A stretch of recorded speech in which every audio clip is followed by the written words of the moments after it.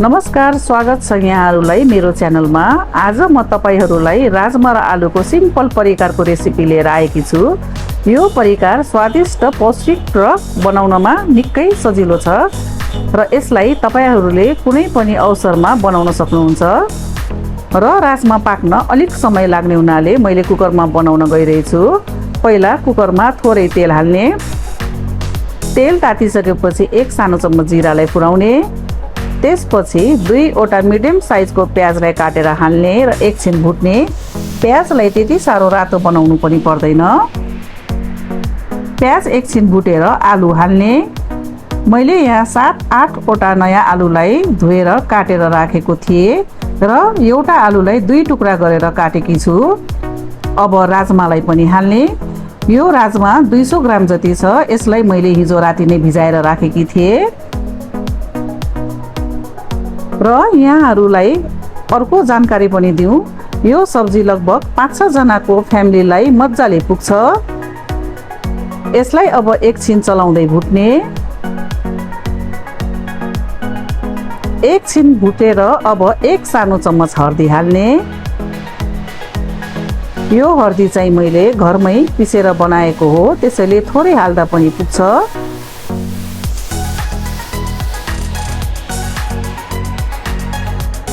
सबैलाई मजाले चलाउँदै एकछिन भुट्ने।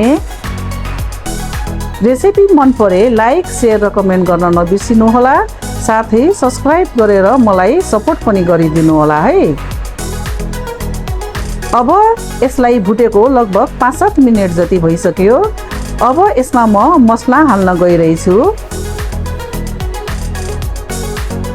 यो मसला चाहिँ मैले जिरा, धनिया, अदुवा, लसुन र खुर्सानीलाई पिसेर पेस्ट बनाएको छु र यसलाई मैले हालेँ।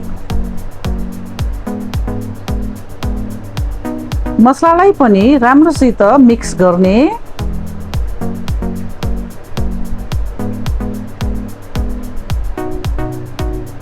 र मसला रहेको छ भने अलिकति पानीले पखालेर राजमा माथि हालिदिने र फेरि सबैलाई राम्रोसित चलाएर मिक्स गर्ने र 2-3 मिनेट जति भुट्ने। मसलालाई चाहिँ मैले भुटेर नै पिस्ने हुनाले त्यति धेरै समय चाहिँ लाग्दैन। अब टमाटर मिसाउन गइरहेकी छु।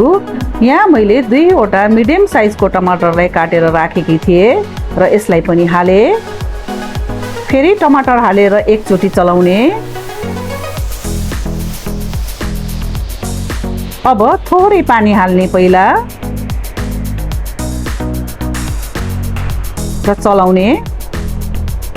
त्यसपछि स्वाद अनुसार नुन पनि हाल्ने र नुन हालिसकेपछि 1-2 पल्ट चलाउने। अब कतिको ग्रेभी मनपर्छ यहाँहरूलाई त्यही अनुसार पानी हाल्नु होला। मैले चाहिँ यतिको पानी हालेकी छु। पानी हालिसकेपछि यसलाई चलाउने र कुकरको ढक्कन लगाउने। त्यसपछि 5-6 सिटी जति लाग्न दिने। यतिमा राम्रोसित पाक्छ यो राजमा। हेर्नुहोस् त, हाम्रो राजमा र आलुको सब्जी तयार भइसकेको छ। अब एउटा बोलमा हालेर यहाँहरूले पराठा, रोटी वा भातसँग यसको स्वाद मजाले लिन सक्नुहुन्छ। एकपल्ट अवश्य बनाएर खानुहोला, साह्रै नै मिठो हुन्छ। र यस्तै मिठो मिठो रेसिपीको लागि मेरो अरू भिडियो हेर्दै गर्नुहोला। तबसम्मको लागि नमस्ते।